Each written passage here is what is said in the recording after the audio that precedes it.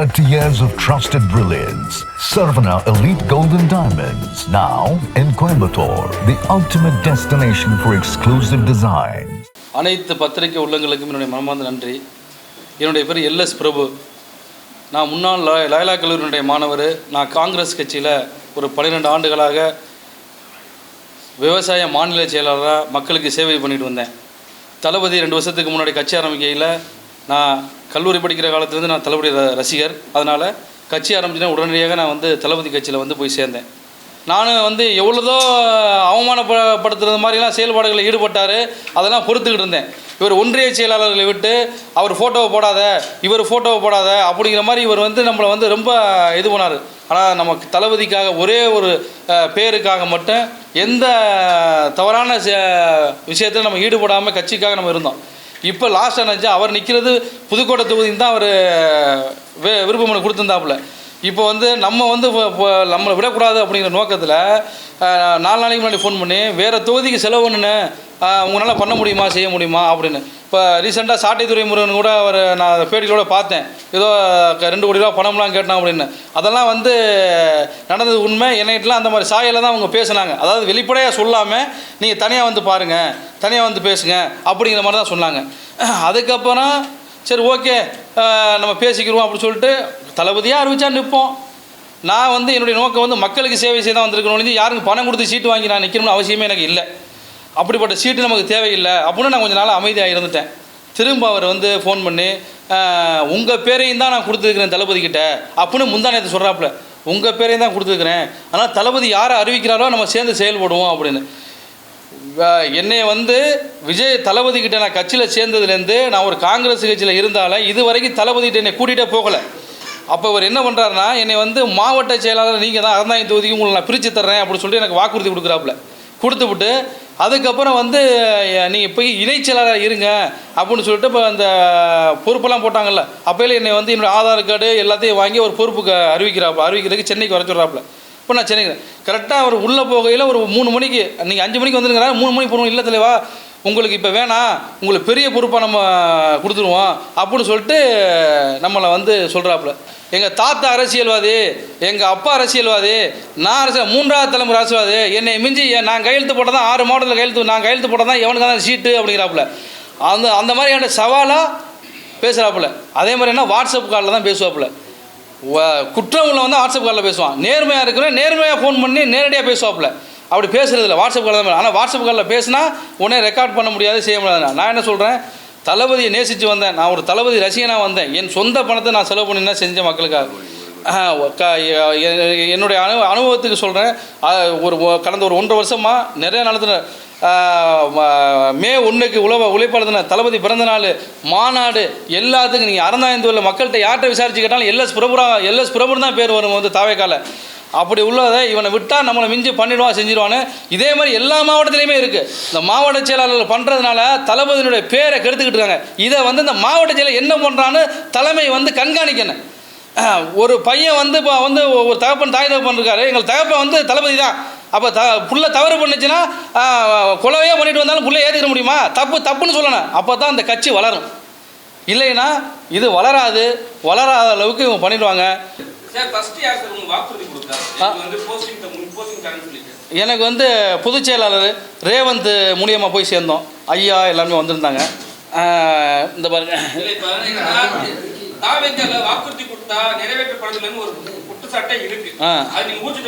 ஆமா ஊர்ஜிதப்படுத்துறேன். இது தெரியும், அவருக்கு தெரியல. அங்க விஜய் சார எல்லாருமே இன்ஸ்டால போடுறீங்க, இன்ஸ்டா பாக்குறாங்க, எல்லாம் பண்றாங்க. அப்படி இருந்தா அவருக்கு தெரியாம இருக்குது என்ன காரணம்? அதுக்கு காரணம் என்னன்னா அவர்கிட்ட போன் இல்லையா? இல்ல அவர் என்ன இந்த விஷயத்தை அங்கே கொண்டே போகாத அளவுக்கு தடை பண்ணுறாங்க. 1. 2வது பிரச்சனைகள் எல்லா தொகுதியிலும் இருக்குது. பிரச்சனை ஒன்று தம்பி வாங்க, என்னப்பா உனக்கு பிரச்சனை, உனக்கு என்ன பிரச்சனை தம்பி, நீ நான் இந்த விஷயத்தை பண்ண முடியுமா, செய்ய முடியும், உனக்கு அடுத்த வாய்ப்பு தர்றேன், இல்லை உனக்கு இந்த வாய்ப்பை நான் தர்றேன், பொறுமையாக இரு, நம்ம கட்சி வரலாம் அப்படிங்கிறதுக்கான அந்த அனுபவமே யார்ட்டையுமே இல்லை. தான் முடிச்சது தான் இதுனா. அப்போ என்ன பண்ணியிருக்கேன், நான் ஒரு காங்கிரஸ்லேருந்து வந்தாலும் நாங்கள் இப்படி தான் இருப்போம் அப்படின்னு சொல்லி தான் நீ ஏன் என்னை இந்த கட்சிகளை சேர்க்குற, அப்பயே நீ என்னை ஒதுக்கி விட்டுக்கலாம்ல. முக்கியம் கொடுக்கணும். ஏற்கனவே அவங்க கட்சியில இருந்து அவங்க வந்து மன்றத்துல இருந்தவங்க தான் ஃபர்ஸ்ட் வந்து முன்னெடுத்து போறேன்னு சொன்னாங்க. இப்போ மாட்டு கட்சியில நீங்க வந்திருக்கீங்க, நீங்க வந்து காசு செலவு பண்றேன்றீங்க, தவறு கிடையாது, மக்களுக்காக சேவை செய்யறேன்றீங்க. ஆனா இருந்தாலும் வந்து காங்கிரஸ்ல இருந்து வந்தவங்களுக்கு முன்னுரிமை கொடுக்கறது வந்து எதிர்த்து செயல்படும் சார். காங்கிரஸ்ல இருந்து முன்னுரிமை எனக்கு கொடுக்கணும்னு சொல்ல, அறந்தாங்கி மக்களுக்கு நான் அறந்தாங்கி மண்ணின் மைந்தன், என்னை போன்று அறந்தாங்கி மண்ணில் இருக்கிறவனுக்கு வாய்ப்பு கொடு. இன்னொரு தொகுதியில் உள்ளவன் இல்லை இன்னொரு தொகுதியில் உள்ள ஆள் வந்து எப்படி வந்து எங்கள் மகளுக்கு ஏதாச்சும் ஒரு நலத்திட்ட உதவி செஞ்சுருக்காப்லையா, எப்படி செய்வாப்புல தெரியுமா? நம்மளை ஆர்கனைஸ் பண்ண சொல்லியிருக்காப்புல, செலவெல்லாம் நம்ம ஃபோக்கஸ் அவங்க. முன்னாடி சொன்னீங்க சில விஷயங்கள் பணத்துக்காக வந்து பேசினாங்கன்னு சொல்லி, ஆனா வெளிப்படையா வெளியே சொன்னாங்க 5 கோடி கேட்கறாங்க, 2 கோடி செலவு பண்ணும், அதுக்கப்புறம் 6 கோடி வந்து செலவு பண்ணுன்னு சொல்லிட்டு இருக்கு. சரிங்களா? அதெல்லாம் உண்மையா? உண்மைதான். இங்கே பாருங்க ஐயா, இந்த பாருங்க, நான் வந்து பொதுச் செயலாளர்கிட்ட எல்லாருக்குமே வந்து என்னுடைய ப்ரொஃபைலு எல்லாமே கேட்டு எவ்வளோ செலவு பண்ணுவேன் அப்படின்னு கேட்டாங்க. 12லேருந்து 15 கோடி ரூபா வரைக்கும் என்னால் செலவு பண்ண முடியும் அப்படின்னு சொல்லி கொடுத்துட்டேன். அது ஆதவர்ஜுனா அவருக்கு நான் வந்து அனுப்பிச்சிட்டேன். இந்த பாருங்க என்னுடைய சொந்த இது ப்ரொஃபைலு போட்டு, அதுக்கப்புறம் இந்த பாருங்கள் லாஸ்ட்டில் தேர்தல் செலவு என்ன அப்படின்னு சொல்லி போட்டிருப்பேன். இது வந்து நான் வந்து போட்டேன். செலவு பண்ணுறது செலவு பண்ணாதது தளபதியோட இதில் நம்ம வந்து பண்ணுறோம்னு வச்சுக்கல.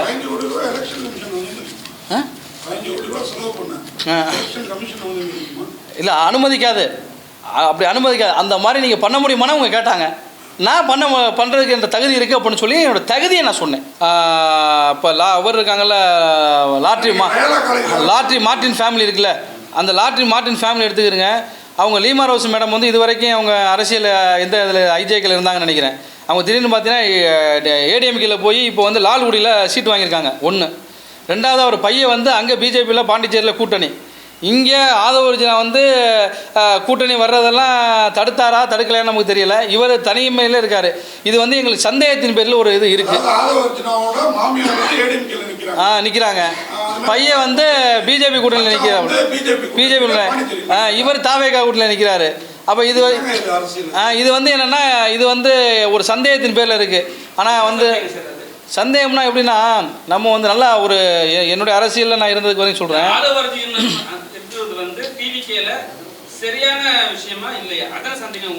ஆமாம், அதாவது எப்படின்னா சார், இங்கே வந்து தமிழ்நாடு வந்து ஜாதியால் வந்து மக்கள் வந்து இருக்கிறாங்க, எல்லாருமே இருக்கிறாங்க, மதத்தால் இருக்கிறாங்க. இங்கே வந்து தமிழ் தேசியமாக திராவிடமாக அப்படின்னு ஒரு 2 போர் நடந்துக்கிட்டு இருக்குது. அப்படிங்கிறப்போ வந்து எல்லாருக்குமே தெரியும், தனித்து நின்னால் நம்ம ஜெயிக்க முடியாதுங்கிறது ஒரு சராசரி ஒரு பையனு கூட நமக்கு தெரியும். ஆனால் தனித்து தளபதி நிற்கிறாரு, யாரும் கூட்டணிக்கு சேரலை. அப்போ தனித்து நிற்கையில் ஒவ்வொரு மாவட்ட செயலாளர் என்ன செயல்பாடுகள் இருக்கிறாங்க, தலைமை கழகத்தில் என்ன செயல்பாடு இருக்குன்னு தளபதி வந்து வாட்ச் பண்ணணும். இது தளபதிக்கு தெரியுமா தெரியாதுன்னு நான் என்னால் சொல்ல, அவருக்கு அட்வைஸ் பண்ணுற அளவுக்கு எனக்கு இது இல்லை. பட் ஆனால் தளபதிக்கு நான் பர்சனலாக சொல்ல வேண்டியது என்னென்னு அப்படின்னா, உங்கள் பேரை எப்படி சொல்கிறது, உங்கள் பேரை வந்து கெடுக்கிறதுக்கான வேலைகளை பார்த்துடக்கூடாது யார், அதை நீங்கள் கண்காணிக்கணும் அப்படிங்கிறது என்னுடைய பணிவான வேண்டுகோள்.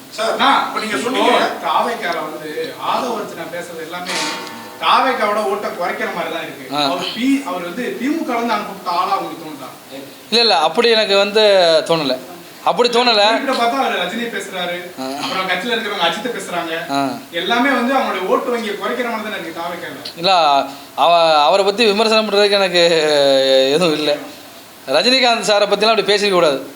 அவர் எங்கேயோ இருக்கார், பேசுகிறத பேசக்கூடாது. ஆமாம் ஆமாம் ஆமாம் ஆமாம். ஏடிஎம்கேல மாவட்ட வர்த்தக இணைச் செயலராக தந்தை இருந்தார். அதுக்கப்புறம் வந்து அண்ணன் வந்து இப்போ மாணவரணி மாவட்ட செயலாளர் ஏதோ இருக்காப்புல, ஏடிஎம்கேல இருக்காப்புல. அவர் வந்து நம்மள்ட்ட சொல்கிறாப்புல, அதாவது வயசை மீறி அவர் என்ன பண்ணுறா, வயசுக்கு மீறின பேச்சு அவருக்கு. நம்ம இது வரைக்கும் வந்து தலைவரே அப்படின்னா தளபதிக்காக தான் தலைவர். அப்போ தளபதி தலைவர்னா இவரையும் தலைவர்னு கூப்பிடணும் அப்படிங்கிற ஒரு ஃபோக்கஸ் தான் அவருக்கு. நான் என்ன சொல்கிறேன், ஒரு நல்ல மனிதர்களை, எல்லா மக்களையும் அனுசரிக்கக்கூடிய மக்களை, மனதார மக்களுக்கு சேவை பண்ணக்கூடிய ஆட்களை மட்டும்தான் மாவட்ட செயலாளராக போடணும் அப்படிங்கிறது. இப்போ வேட்பாளராக அறந்தாங்கி தொகுதியில் அவரை நிப்பாட்டினாங்கன்னா அவர் டெபாசிட்டு காலியாவார்.